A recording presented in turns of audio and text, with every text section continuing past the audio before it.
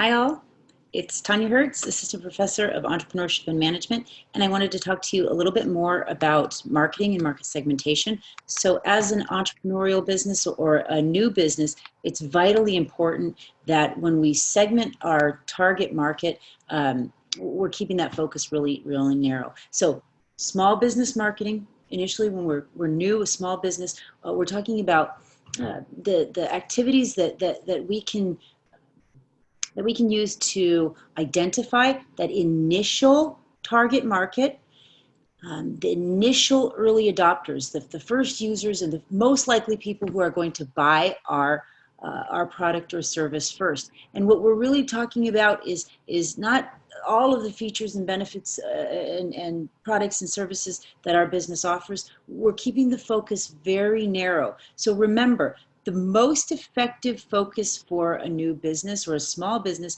is a focus strategy where we narrow in on those most likely users or buyers, and we concentrate on them, and we concentrate on delivering our core offering, our core product or service, the thing that really sets us apart, and that is that feature and benefit that the customers really want, what solves their pain point, right? So in our activities, or through the activities that we do, we are identifying who those initial users are, looking at the potential, the size of that market, and then we're figuring out how to actually reach them and talk to them. And there are a lot of different focuses in marketing. You can focus on production or sales or any other number of things, but the most effective strategy, the right choice, is to focus on the consumer, focus on the user or the buyer, the person who is, again, the initial buyer for your product or service, and focus on what their needs are, solving their problems, and communicating that core offering to them. And a lot of companies don't do this. They don't do this well, and the reasons may be many and varied. But you do see that a lot of entrepreneurs don't really get this. They don't understand that they need to keep their focus initially very narrow and very specific. And I've seen so many business plans and businesses started where they say, my initial target market is everyone. Well, that's not a good initial target market, because it'd be wonderful if everyone bought your product or service, don't get me wrong, but if you're focusing on everyone, you have no way of really becoming an expert and getting to know them very well, and advertising to them very well, and reaching them consistently and having constant communication with them so that you can develop that brand loyalty and then get big. To get big, you need to start small. There's riches and niches. Keep it narrowly focused. And also, oftentimes, entrepreneurs don't really realize or don't really need to focus on the consumer as much, because they don't have a lot of competition. Maybe when they first start, they might be the only players in their field. When that changes, if they have not developed that relationship, they'll go under. Maybe they just know how to make their product or provide their service, nothing about marketing. We see this quite a bit with new businesses. So the market segmentation strategies are part of the formal plan. This formal plan goes into your business plan, and you describe in your plan and in your pitches, depending on what you're using, the customer persona, what they're like, what they want, who they are, where they are, the size of them. And in your forecasting, make sure that you're not being overly optimistic. Keep your assessments either most likely or even pessimistic. We like conservative assessments when we're looking at plans, marketing plans, and business plans. Part of the marketing plan is also looking at the competition, conducting a SWOT analysis, looking at the strengths, weaknesses, opportunities, and threats out there in the industry, and in terms of competitors rather, looking at what's happening right now, what's being tested right now, what is being sold right now. And then we talked about before, there are some tools that you can use to assess whether or not an industry is attractive for new ventures.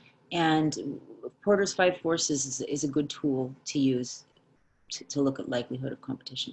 So marketing plans articulate or communicate the 4 P's of marketing. 4 P's of marketing, if you haven't taken a marketing class in a while, that's your price, your product, your place, and your promotion. And essentially, the place is how you get the product or service to the customer. Your product and service, you need to make those decisions early on about them. You need to articulate how you get it to them. Pricing is something that you should not be doing before before you've actually gone through the various components of the business model canvas. It's too early right now to be focusing on pricing, but you do want to start doing some initial price assessments, looking at what the competition is charging, and then maybe making some adjustments there. It's not enough just to do competition based pricing, because if you just look at the competition and then say, okay, we'll price it somewhere around that, you're not taking into consideration costs. And you need to make sure that you can be profitable with how much it costs you to make and to deliver that product or service. And then finally, beyond that, there's a lot of considerations that go, psychological considerations that go into pricing that you need to consider as well. What will the consumer realistically pay, right? Promotion is how you're actually going to communicate your information to the target market. There's some great information that you can learn about for content marketing, social media marketing, marketing on the cheap, for inexpensive, for entrepreneurs. You don't want to spend a lot of money when you first start paying for an expensive marketing company to do search engine optimization. I promise you, as a new venture, nobody's going to be necessarily going online and finding your website based on your SEO.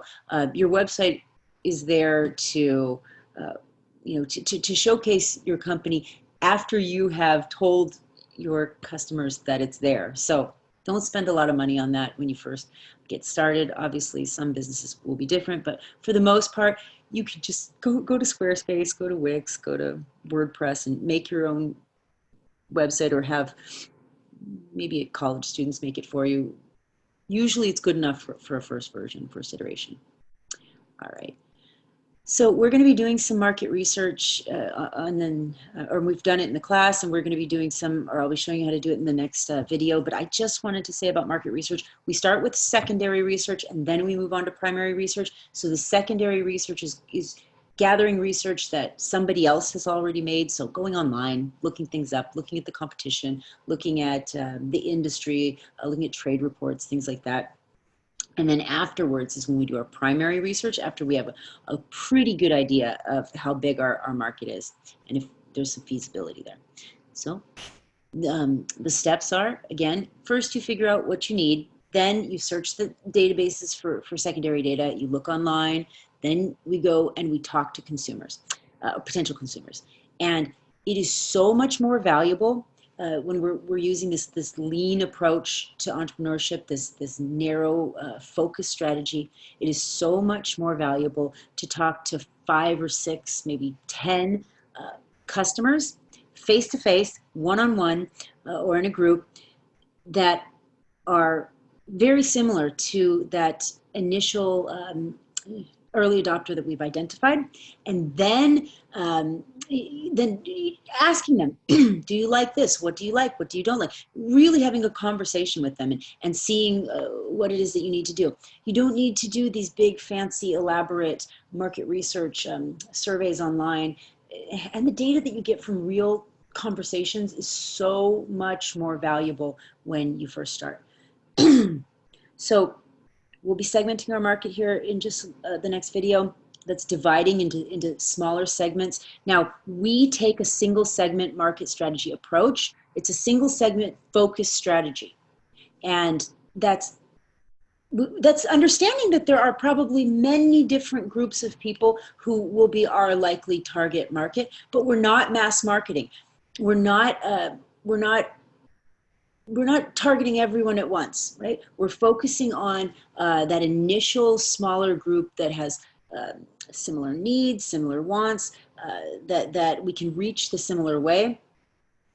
And essentially, what we're doing is we're looking at you know, we're combining people who have similar needs, and we're eliminating any segmentation within that table that would change the way that we reach them.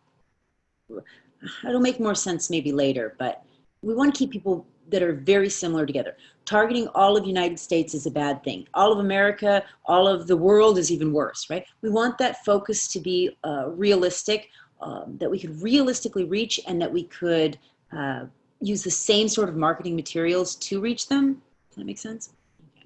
We're going to segment across a couple of different variables. We can choose the different variables that we use.